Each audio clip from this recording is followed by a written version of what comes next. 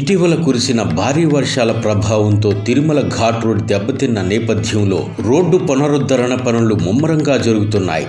దీంతో తిరుపతి నుంచి తిరుమలకు వెళ్ళొచ్చే వాహనాల రాకపోకలకు అంతరాయం అనివార్యమైంది.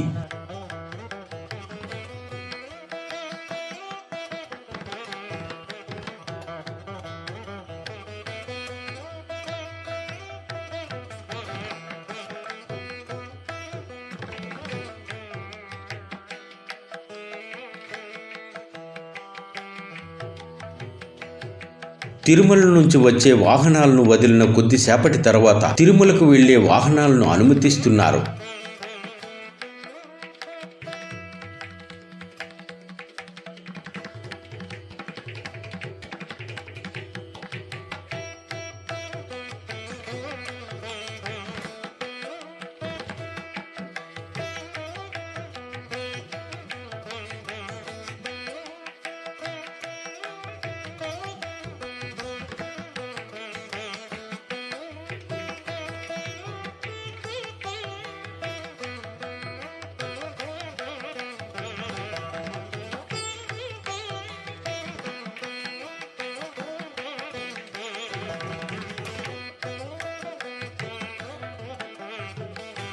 ఇటీవల తిరుమలలో కురిసిన భారీ వర్షాలకు రెండవ ఘాట్ రోడ్లో కొండచర్యలు విరిగిపడ్డాయి.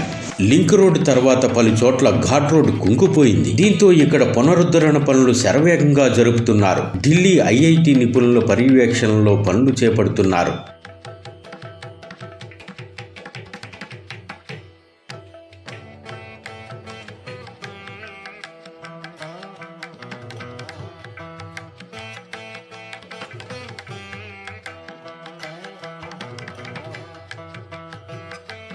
అప్ అండ్ డౌన్ ఘాట్ రోడ్లను కలుపుతూ ఉన్న లింక్ రోడ్డు మీదుగా వాహనాలను అనుమతిస్తున్నారు.